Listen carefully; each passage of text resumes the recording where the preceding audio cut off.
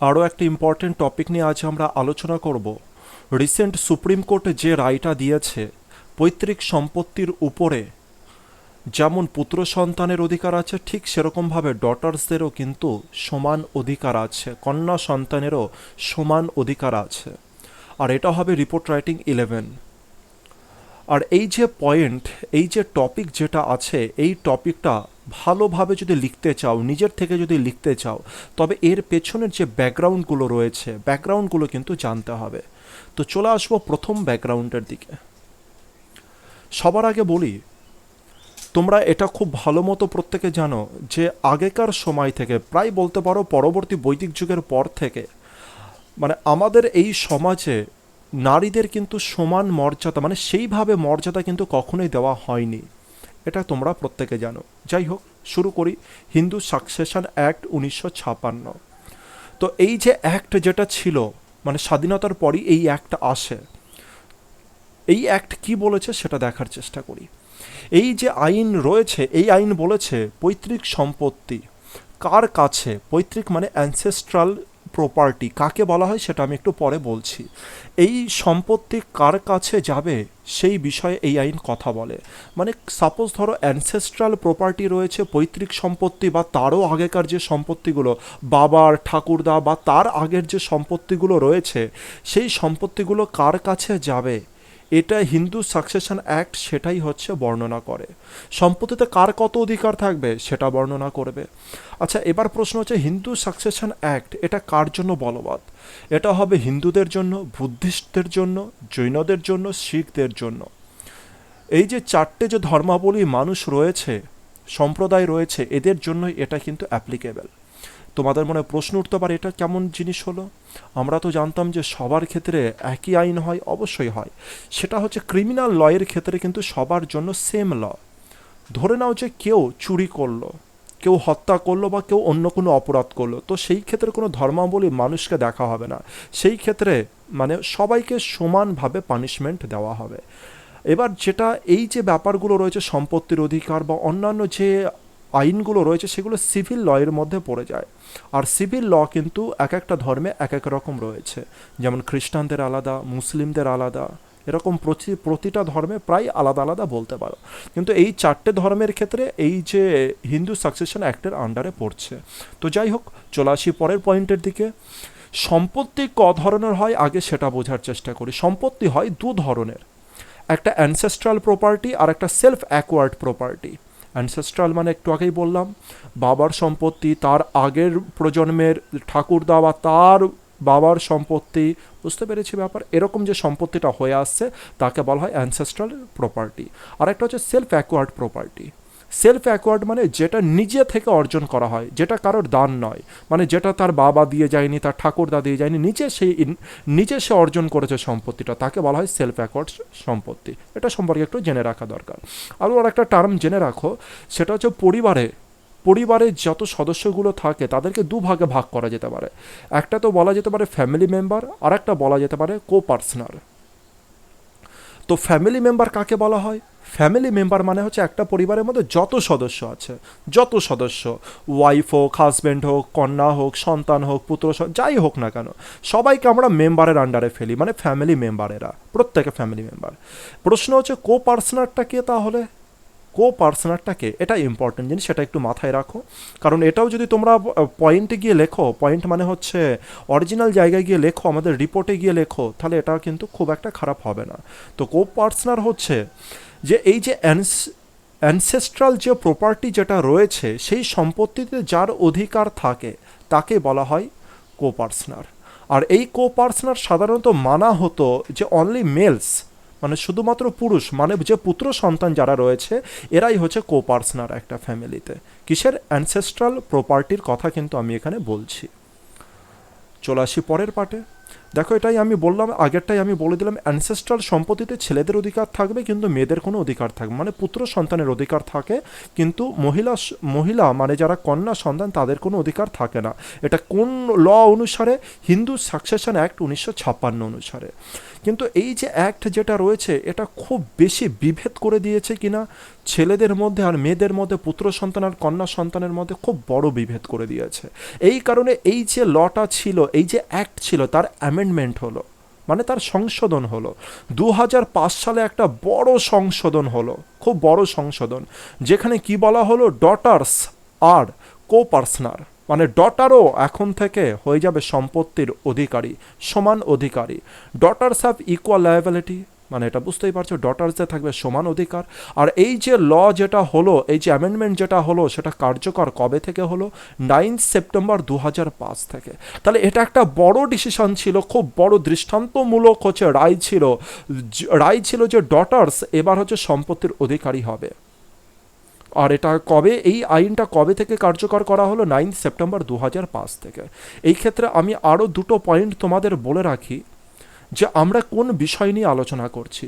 সবার প্রথমে এই যে রয়েছে, আমরা না সম্পত্তিকে ভাগ করা যেতে পারে দুটো ভাগে, মানে কিভাবে একজনের সম্পত্তি পেতে পারে সেই বিষয় সম্পর্কে একটু বলি। একটা তো হচ্ছে টেস্টামেন্টারি। টেস্টামেন্টারি মানে কি?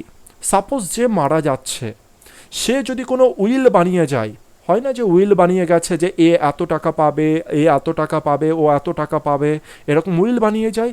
তো যেটা উইল বানিয়ে যদি যায় তাকে বলা হয় টেস্টামেন্টারি। বুঝতে পেরেছি? তো এই যে উইল বানিয়ে গেলে, সেটা হচ্ছে উইল বানিয়ে গেলে কি করতে পারে, সেখানে এই যে আইন যেগুলো রয়েছে, এই আইনের কোনো রকম প্রভাব পড়বে না। যেমন উইল বানানো হবে ঠিক সেরকমভাবে প্রত্যেকে সেম সেম পরিমাণে টাকা পাবে। তো এই ব্যাপারটা বুঝে নাও।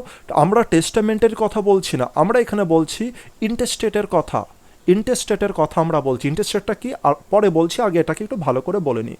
তো যখন উইল বানানো হবে, যেমন যে উইল বানাবে, মানে যার সম্পত্তিটা ছিল, সে যেটা উইল বানাবে, সে উইলে সে যাকে খুশি তাকে দিতে পারে। সে যদি মনে করে কন্যা সন্তানকে দেব তো দিতে পারে, সে যদি মনে করে যে সে পুত্র সন্তানকে দেবো দিতে পারে, সে যদি মনে করে যে ইকুয়াল ভাগে দেবো, সে যদি মনে করে কাউকে বেশি দেবো কাউকে কম দেবো, বা অন্য কাউকে দিয়ে দেবো, না ছেলেকে দেবো না মেয়েকে দেবো, অন্য কাউকে দিয়ে দেবো, তো সে দিতে পারে। তো এটা হচ্ছে উইল, টেস্টামেন্টারি। আর এবার আমরা যে টপিকটা নিয়ে আলোচনা করছি, ইন্টেস্টেট, অর্থাৎ হচ্ছে এই ক্ষেত্রে কোনো উইল রেডি করা হয় না।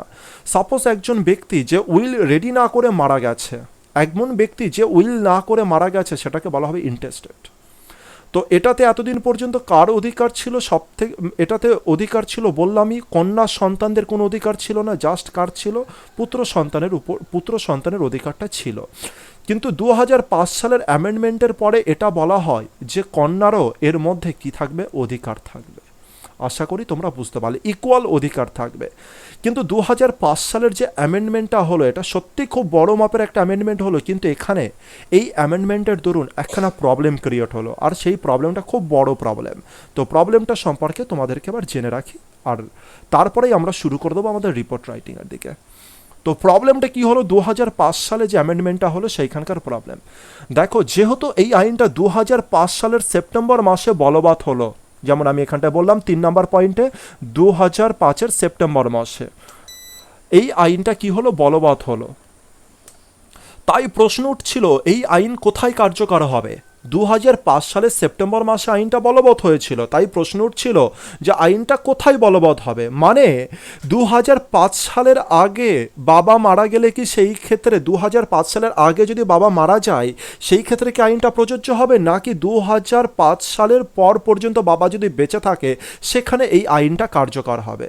একটা হচ্ছে 2005 সালের পর্যন্ত কি বাবাকে বেঁচে থাকতেই হবে, আর যার বাবা 2005-এর আগে মারা গেছে, মানে আইনটা কার্যকর বলবৎ করার আগে মারা গেছে, সেই ক্ষেত্রেও কি এটা হবে, আইনটা কার্যকর হবে? তো এটা নিয়ে একটা খুব বড় কনফিউশন কিন্তু রেডি হয়ে গেছিল। আর এই সময় সুপ্রিম কোর্ট 2016 সাল আর 2018 সালে দুটো ভিন্ন মত দেয়। দুটো ভিন্ন মত মানে একবার তো বলে যে হচ্ছে বাবা যদি আগে মরে যায় তবে কিন্তু এই আইন বলবৎ হবে না, আরেকবার বলে যে বাবার হচ্ছে যদি মানে বাবা যদি আগেও মরে যায় তবেও সেই আইনটা বলবৎ হবে। মানে দুটো ভিন্ন রায় ছিল, পুরো বিপরীত ছিল। একবার বলেছিল বাবার বেঁচে থাকা দরকারি, একবার বললো বেঁচে না থাকলেও কোনো অসুবিধা নেই। তো এই যে দুটো যে মত ছিল, এই দুটো মত আরও হচ্ছে মানে প্রবলেম আরও বেশি পরিমাণে কিন্তু বাড়িয়ে দেয়। আর এই যে প্রবলেম, ভেবে দেখো 1956 সালের যে হিন্দু সাকসেশন অ্যাক্ট, সেটা পরিবর্তিত হলো কিসে? 2005-এ অ্যামেন্ডমেন্ট এলো, বড়সড় অ্যামেন্ডমেন্ট এলো। কিন্তু এই অ্যামেন্ডমেন্টে কি প্রবলেম এলো?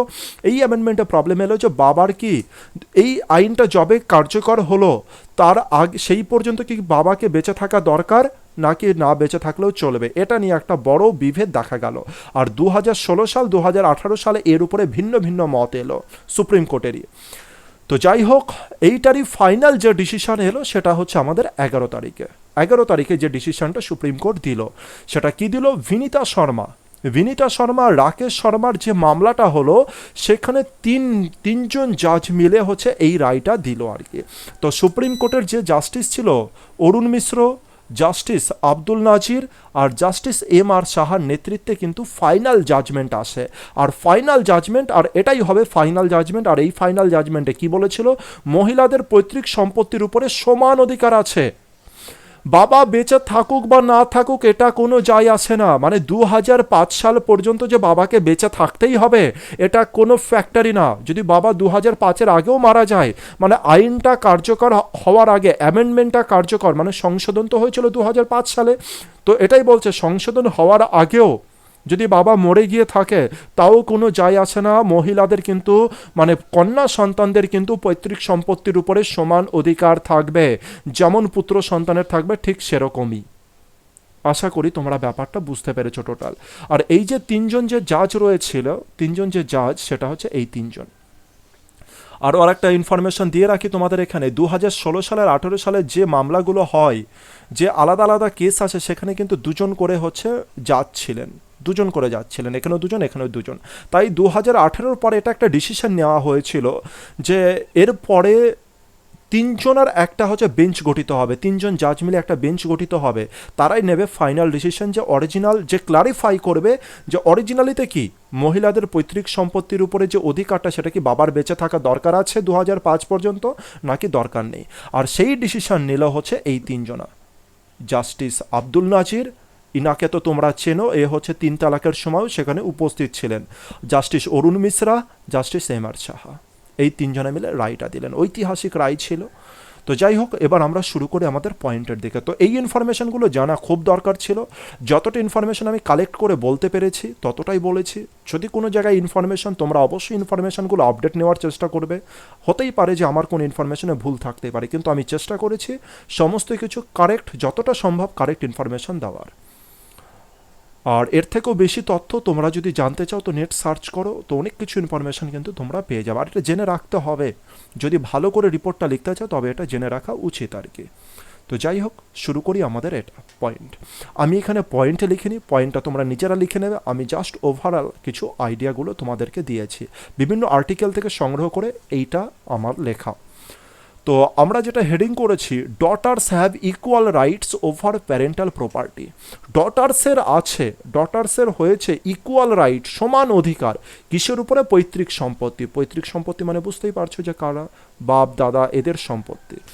আর এটা লিখেছে বাই এ স্পেশাল করেসপন্ডেন্ট। আচ্ছা, প্লেসটা কলকাতা, 12ই আগস্ট।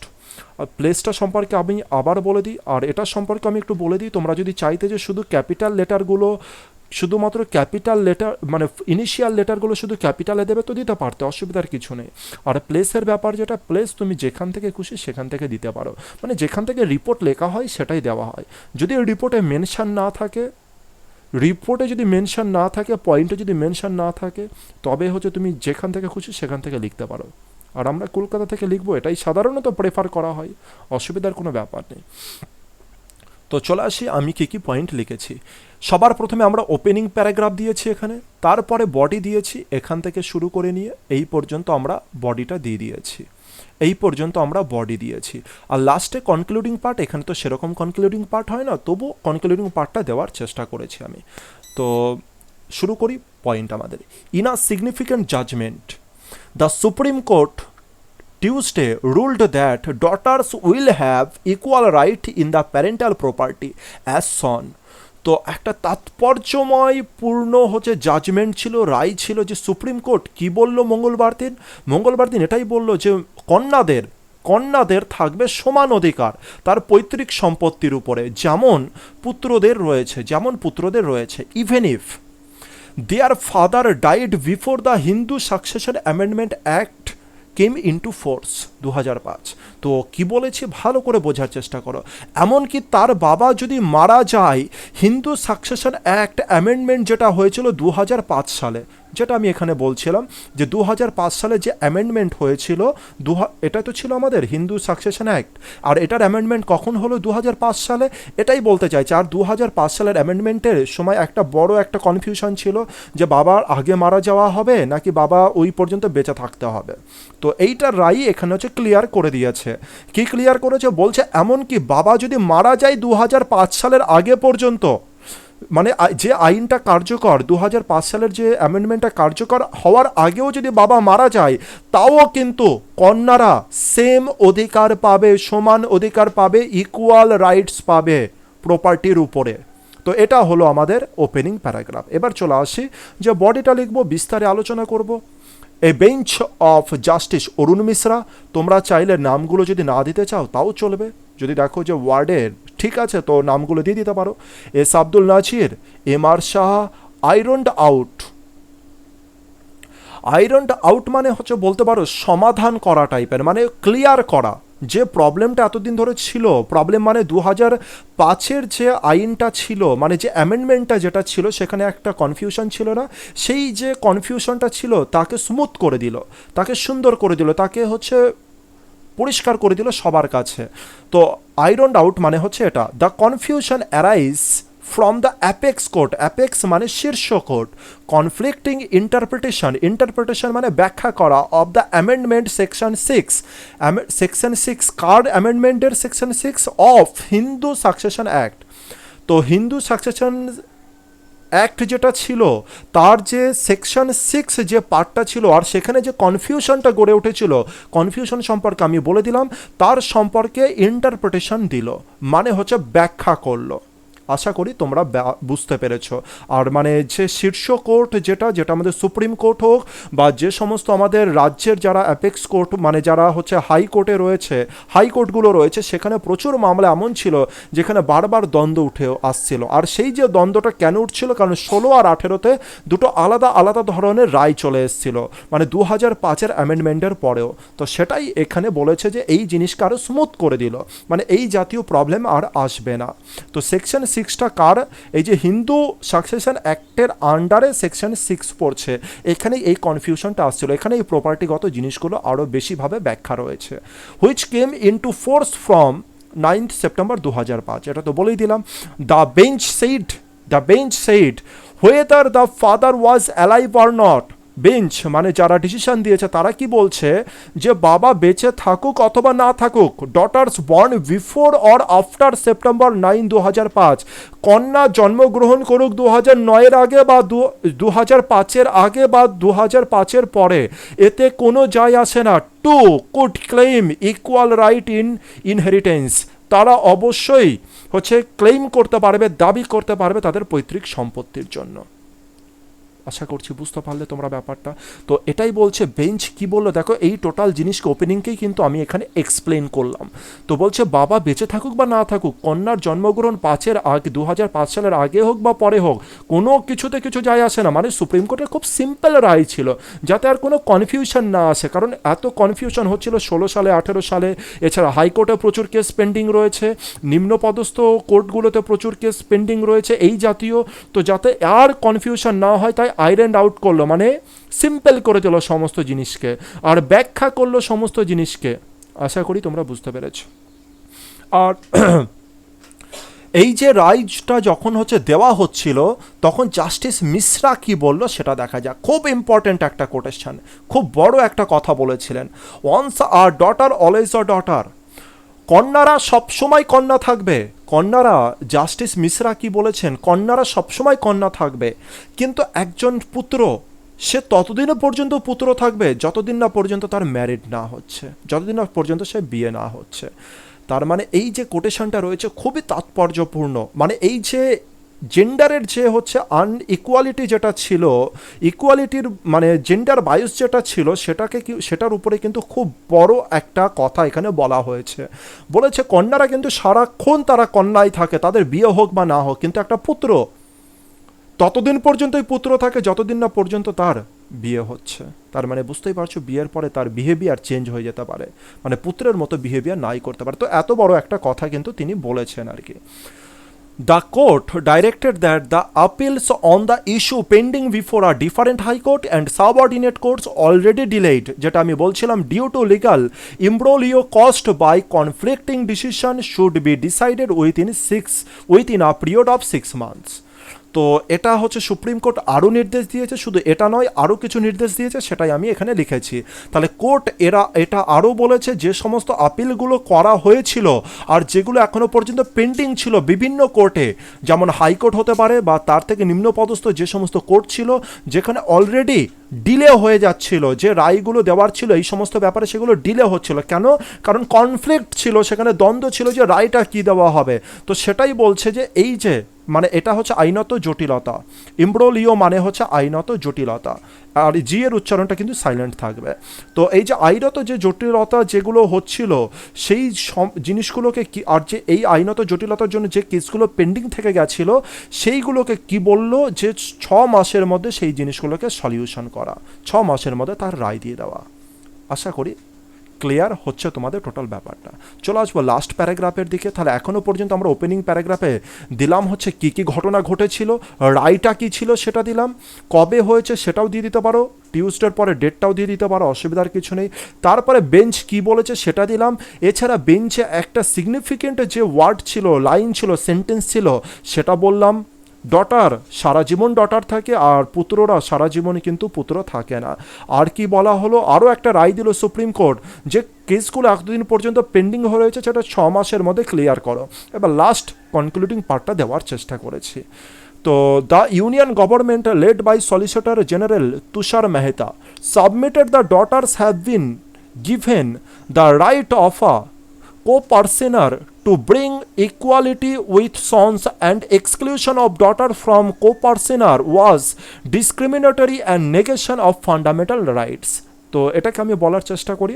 ইউনিয়ন গভর্নমেন্ট, এবার দেখা যাক এই রায়ের পরে ইউনিয়ন গভর্নমেন্ট কি করলো। ইউনিয়ন গভর্নমেন্ট যেটা লেড করছিল, union government led by solicitor general হচ্ছে তুষার মেহতা কি করলো, সাবমিট করলো, একটা রিপোর্ট সাবমিট করলো। সেটা হচ্ছে ডটার্সদের থাকবে, ডটার্সদের দেওয়া হলো ইকুয়াল রাইট। co-parsoner, এটা আমি আগেই বলেছি, এর মানে কি, যার মধ্যে কি আছে, অধিকার আছে, যার মধ্যে রাইটস আছে যে তার পৈতৃক সম্পত্তির দাবি করার। To bring equality with sons, তার মানে কি বোঝাচ্ছে, মানে কন্যাদের যে সন্দের সমান সমান যে অধিকার আছে পৈতৃক সম্পত্তির উপরে, সেটার উপরে সে কী করলো, রিপোর্টটা সাবমিট করলো।